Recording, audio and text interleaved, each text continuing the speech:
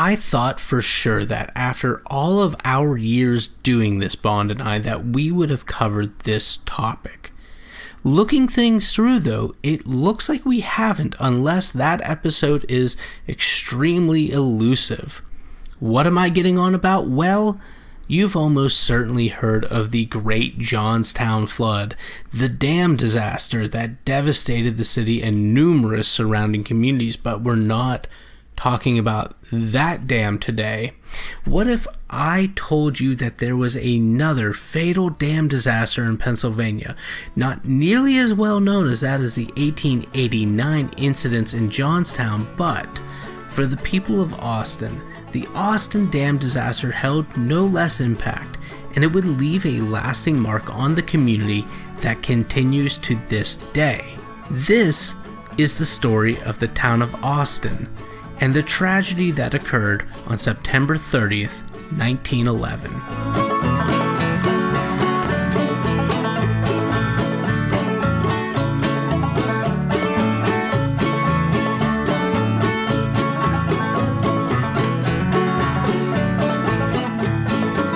Let's go back to the 1850s when, about halfway in that decade, Edward Ormel Austin established the town of Austin towards the southwest corner of Potter County in Pennsylvania's northern tier. The growth of the town was tied directly to the lumber industry, which would thrive in Pennsylvania until about the late 1920s. Along with the lumber industry came mills, water-powered sawmills, pulp mills, paper mills.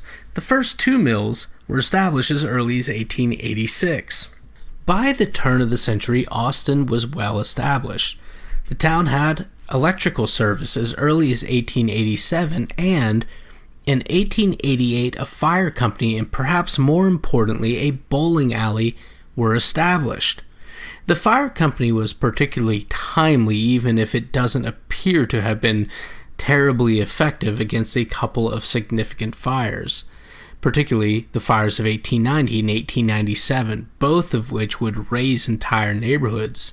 The 1897 fire destroyed a theater, several stores, and nearly 90 homes, but most of all these were rebuilt.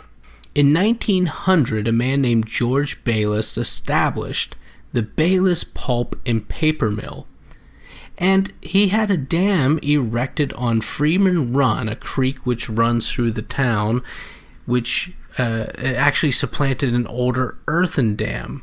This dam and the water it held back would be used to power his mills, but that first dam that was built for Bayless was not really adequate to the needs of the mill, and so a new concrete dam was proposed.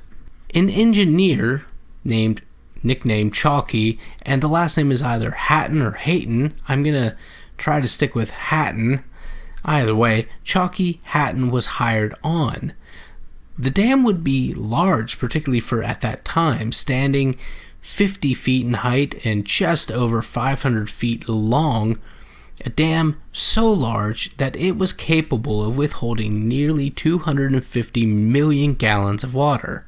Hatton's design included additional structural considerations that Bayless would eschew in favor of saving on costs. Perhaps most importantly, this included a cutoff wall. I'm not going to pretend to fully understand what a cutoff wall is, so I looked some things up, and here's the gist of it. A cutoff wall is a type of seepage barrier. It's a structure that sits in the ground, a vertical wall in the ground that is designed to reduce or prevent the flow of water through or around a dam. It literally is a wall that sits sort of the substructure of the dam, and by preventing water from flowing underneath a dam, the cutoff wall also prevents upward pressure that would push the walls of the dam, upward, weakening the dam and reducing the dam's effectiveness to hold water back, which really is kind of the main purpose of a dam. Go look at a diagram of a dam's cutoff wall. It's going to be much more helpful. There were other additional cost-saving measures that Bayless opted for, all of which deviated from Hatton's the engineers' original plans, including a means by to release water pressure. Even the thickness of the dam was reduced in order to save on costs. The dam would be completed in December of 1909, and it sat roughly 1 mile north of the town of Austin. Austin was growing. In 1900, the population was estimated to be around 1,600 people. The 1910 census would put that figure at 3,000 residents, making it at that time one of the more populated communities in the region. Consider that the county seat of Potter County, Coudersport, in that same year had less than 200 more residents than Austin. In 1910, the largest community in Potter County was Gailton, and they had at that time 4,000 residents. Most of those people living in Austin, their lives were connected in one way or another to the mills. Bayless was unarguably a major employer, but that doesn't mean that the citizens of Austin were without criticism, particularly with regard to the dam.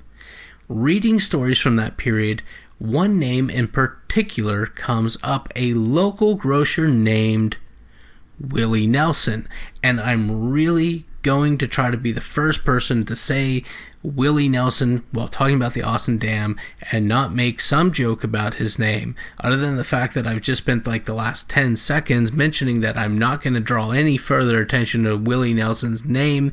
And okay, but Nelson would walk the mile up nearly every day from town where he had his grocery store to the dam, taking notes on its status, and he was vocal in his opposition to the dam, which put him at odds with a lot of local people, again, whose lives were tied to the mills.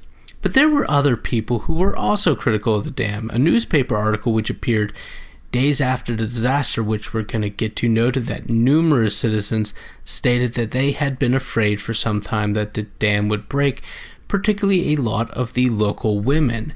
And of course, you probably got it already, but they're all going to be proven to be correct. The dam, completed again in December of 1909, would have a near disaster within 2 months. On January 23, 1910, water was flowing underneath the dam.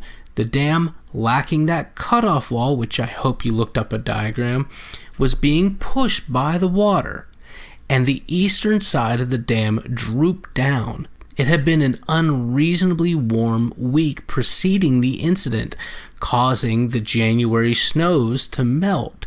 That, along with the rain that was coming down, caused the water levels to rise, and it tested the dam's ability. A Bayless employee, seeing that eastern slump in the dam, ran into town to warn people to make way to higher ground. Without a release valve to lessen the amount of water being held back, dynamite was instead used in order to blast a hole several feet below the waterline in order to release the pressure on the dam. There does not appear to have been much conversation about the future of the dam. Despite continued observations of water flowing under it, local officials appeared to have deemed it safe. In February of that year, less than 3 full months after the dam had been completed, Chalky Hatton, the dam's designer, wrote to Bayless with recommendations for how to appropriately reinforce the dam. Future interviews with Hatton portray him as being frustrated with Bayless, not only in the deviations from the original dam designs, but also in the apparent lack of action or response to these additional recommendations following the January incident. All in all, the Austin Dam would stand for approximately 21 months. On September 30th, 1911, the dam would burst. It occurred around 2:15 in the afternoon, traveling south towards the town. It would first hit the Bayless mill, destroying it. The following stories come from contemporary periodicals. The Forest Republican, Tionesta, PA, Wednesday, October 4th, 1911. 100 flood victims. Hundreds of men search ruins in Austin for the dead. The town of Austin, PA today is practically a desert. 2 miniature streams of water trickle through the main streets and are mute testimonials of the solid wall of billions of gallons of water that swept away Austin Saturday. The state constabulary arrived here and they are patrolling the town and surrounding country. 50 men have been sworn in as deputy police and are aiding in the search for bodies. Over 100 bodies have been recovered and there is a great need for coffins. The schoolhouse on the hill has been converted into a morgue and it is crammed with bodies. Bodies are said to have been seen as far as 10 miles south of Austin, and a great many of them will never be recovered as they will be swept down in the mountain creeks to the Susquehanna River.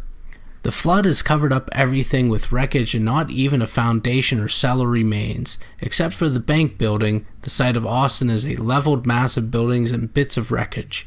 Fires burned among piles of driftwood and many bodies were burned. At the Buffalo and Susquehanna car shops, a great pile of body is believed to have been caught beneath the wreckage. Relief trains have been sent from Williamsport, Port Allegheny, St. Mary's, Olean, Corning, Carlton, and Coudersport. 3 carloads of provisions and clothing were sent from Williamsport, and the citizens were raised over $1,000 as a relief fund. All the cities in the state are handling contribution to Austin. The tent sent by the State Department proved a godsend. It rained all Sunday, and the injured women and children were sheltered by the tents. The State Department also sent a relief train with 15 physicians and 20 nurses. Dr. Sykes is in charge. Dr. Traynor of Williamsport is the head of another relief corps of doctors and nurses. Many who escaped from the wall of water and the fires are lying at the point of death from the terrible injuries they have received. A number of amputations of legs and arms have been made. Dr. Muste lost his entire family in the flood. He is on the ground now, one of the bravest of the remaining citizens of Austin. Word received here from Costello, a small village 10 miles south of Austin, states that 10 of its residents lost their lives in the flood, which descended from Austin on them. 50 buildings were washed away. Saw the dam break. Coudersport man was on a near hillside when the water burst out. John Newman, a politician of Coudersport, said the state engineer, told me that he was driving along the hillside away from the dam. His companion turned back to look at the flood of water. It seems to me that there's one awful lot of water coming to Dover today, said Newman. That's right, agreed his driver. And then, as they looked, Newman shouted, "By God, there it goes." The big lump popped out of place and catapulted down the stream. Then, like the cracking of a whip, the other snapped out. In another second, a great mass of wood pulp was being flicked into the air like matches. It went up like a cloud. The smokestacks of the Bayless Paper Company were hidden behind the spray and cracking logs. The chunk that popped out so far down was the first to give way. It was the top half of a section ripped off as cleanly as if it had been sawed. The exposed surface and base that remained in place showed today that it had not been roughed. It apparently marked the end of a day's work in the construction, and only way in which the next day's section had been welded to it was by 4 twisted iron bars, which were pressed downward today. Warned firemen of danger. Firefighters escaped to safety, but 4 schoolgirls were swept to death. John Diesel, a carpenter and moving picture man, was standing upon the high ground at the west on Goodyear's Hill. He saw that the men below could not see, and he shouted with all his might, "You can see how close this hill is to the valley when you know." They heard him, dropped their ropes, and ran to his place of safety. The hose cart was scooped up a minute later. Diesel's sister behind him. She screamed and pointed down to Main Street where 4 schoolgirls were walking along arm in arm, looking into the sky for sparks. As they watched, these 4 were caught in the force of the wood and water and hurled against the brick buildings. Their bodies have not yet been recovered. Just before this, Tom Lawler, who kept bar at the commercial house, came to the door to see where the fire was. He gathered an idea of real disaster from the noise that came from above. Lawler's house was only a few doors away, and he threw off his apron and made a run for it.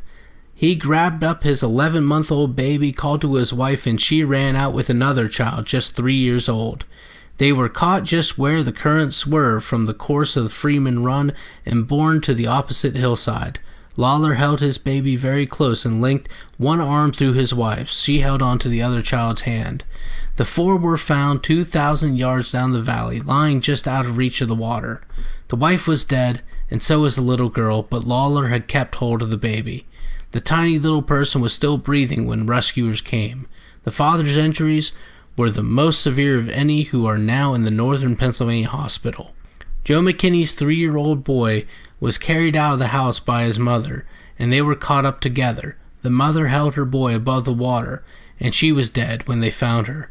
But the youngster looked up at the man who grasped his arm and said, "Is that thing coming again? My mama could not hold me any longer. She could not walk any further." The Pittsburgh Press, Pittsburgh, Pennsylvania, October 1st, 1911. Great dam burst, wrecking death and desolation in several towns. Without a moment's warning, high wall of water swept down upon Austin, transforming it into an area of mud and debris. Flames completed the work. Austin, Pennsylvania, September 30th. Death and desolation by flood and fire swept the Freeman Run Valley at 2:30 o'clock this afternoon when the Bayless Pulp and Paper Company's mammoth storage dam, 1 mile north of here, suddenly burst, releasing 400,500,000 gallons of water, which raced down upon Austin, causing, according to latest estimates, the loss of over 1,200 lives and destruction of property, the extent of which cannot be ascertained, but which will certainly run into millions of dollars. The survivors of 400 families are homeless, and most depend on shelter tonight for whatever provision can be made. The community is crazed by the enormity of the disaster that has overtaken it. Austin this morning, a prosperous town made up of happy homes and busy factories. This night, a sickening area of mud and debris. The center of town was wiped out by the resistless torrent of water, and as soon as the flood had spent its force, fire broke out, and in a few buildings left higher on the hillsides flanking the town, promising to make the destruction complete. At a late hour, the flames were not under control, every means of fighting fire having been wiped out along with everything else in town. Thrilling rescues made. Without warning this afternoon, the whole breast of the dam suddenly gave way, and a volume of water nearly 50 feet deep swept down upon the unsuspecting town below. The business section lay in the upper part of the town, and was the first to be carried away. Some of those in residence in the section of the lower end just had enough warning of the oncoming flood water to save their lives by rushing to the hillside, where they watched the destruction of their homes. In a few minutes, scarcely a building in the center of the town was left standing. Nearly all had been picked up by rushing water and swept down the valley. Many persons saved their lives by climbing to the roofs or upper floors of the building. Tonight, stories of thrilling rescues are told by those who survived the disaster. One man, submerged by a torrent as he rushed from his home, was seen a moment later climbing in dripping clothing to the top of a shed that had been caught up in the swirling water. As he clung to the ridge of his roof, in comparative safety, he saw a little girl's body bobbing in the turbulent water nearby. Without an instant hesitation, he leapt from the point of security, and for several minutes he was seen battling with the water and whirling timbers in a desperate endeavor to rescue the child. His effort was in vain, for watchers saw both man and child swallowed up by the flood, not to appear again. An aged woman appeared at the upper window of a house as it floated by. She was screaming frantically for help. Apparently, she had been alone when the flood caught her in her home. A young man clinging to a piece of timber heard the anguished screams. He saw the agonized face of the woman and promptly swam to her, helping her to the porch roof. He then half-dragged, half-carried the woman to the roof of the house, where both rode down the valley. Their ultimate fate is not known. A pitiful incident is related of a little girl, perhaps 5 years old, who was seen at a window holding a doll in which she had been playing with when the rushing water tore the house from its foundation. She sobbed in fright as she clung to the windowsill, as horrified spectators gazed at her helplessly from the hillside. Another building struck the house with a crash. The house careened to one side, and the little girl, still gripping the doll, was thrown from the window and drowned. Estimated dead at 1,200 people. Arizona Journal-Minor, only paper in northern Arizona. It completely covers 5 counties. Prescott, Arizona, Sunday morning, October 1st, 1911. Hundreds perish in big flood. Little town of Costello is annihilated by waters. Fire adds further terror to scenes of death and desolation. Costello wiped out. Austin, Pennsylvania, September 30th. The little town of Costello was just below here, was annihilated by the flood. The population was close to 500. A survivor who reached Austin at 10 o'clock tonight declared that not a sign of life was left. Whether the people fled to the hills, he was not sure. It is believed, however, that fully 2/3 of the residents perished. Practically every building in the town had been leveled.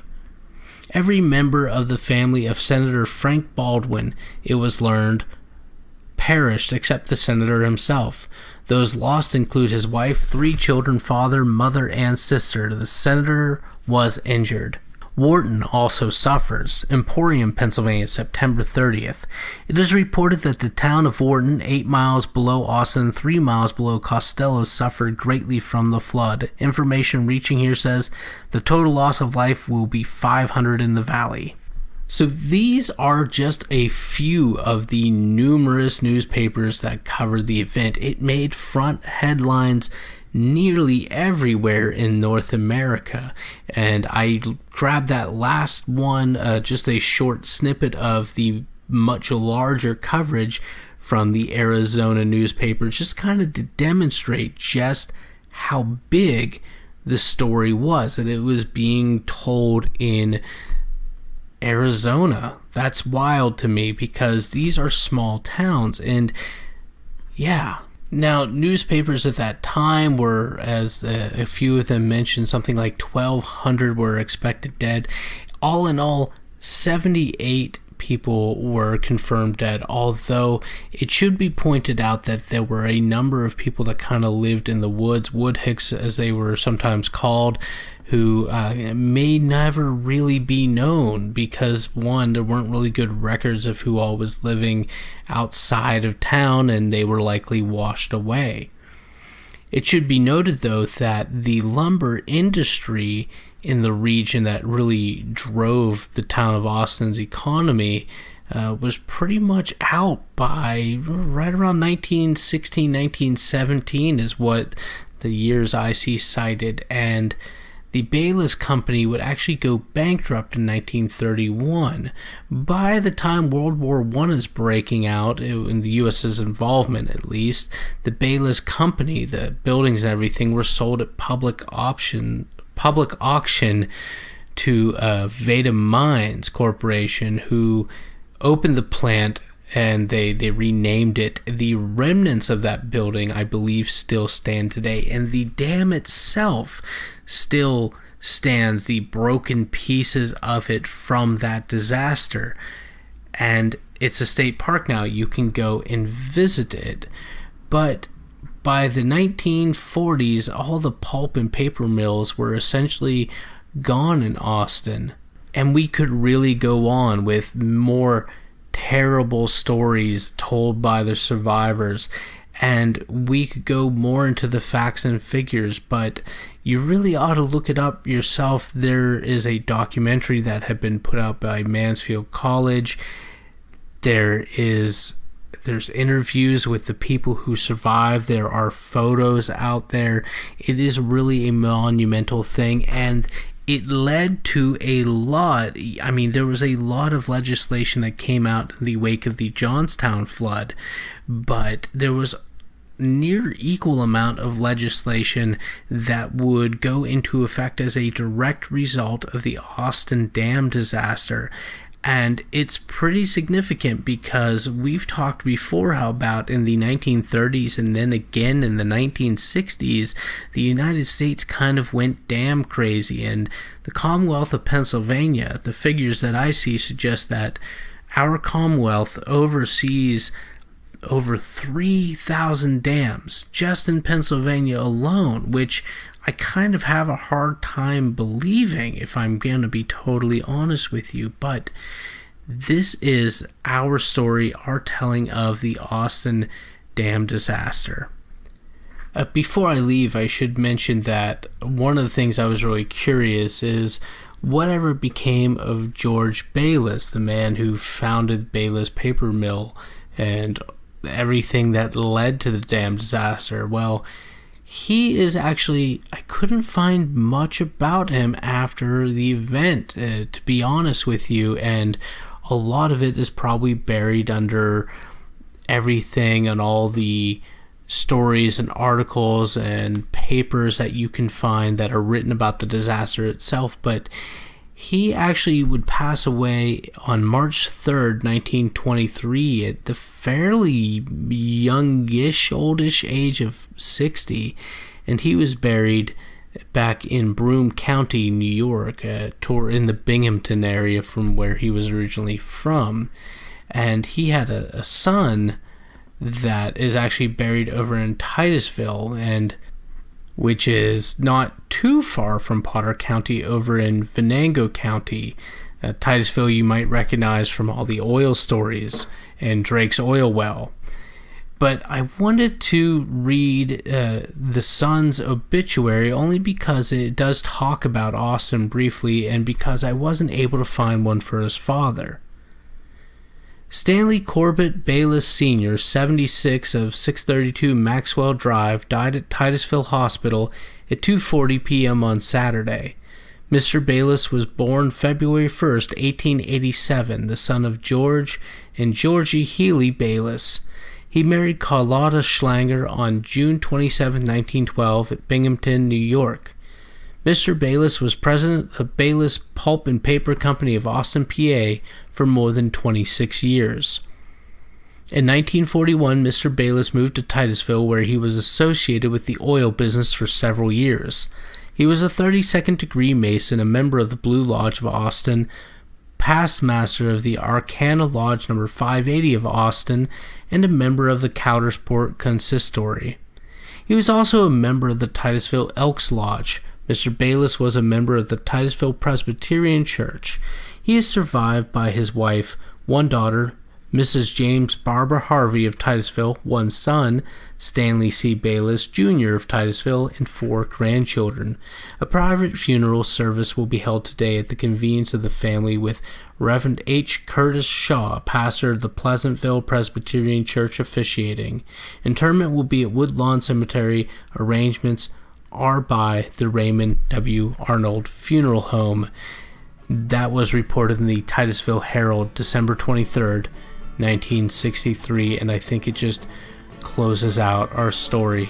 So definitely be sure to check out the Austin Dam, learn more about its fascinating history, and hopefully we will hear from you soon. You can always feel free to email us, and also feel free to check out Bond and I over with our friend Mike at the Ghost Furnace if you haven't checked that out yet.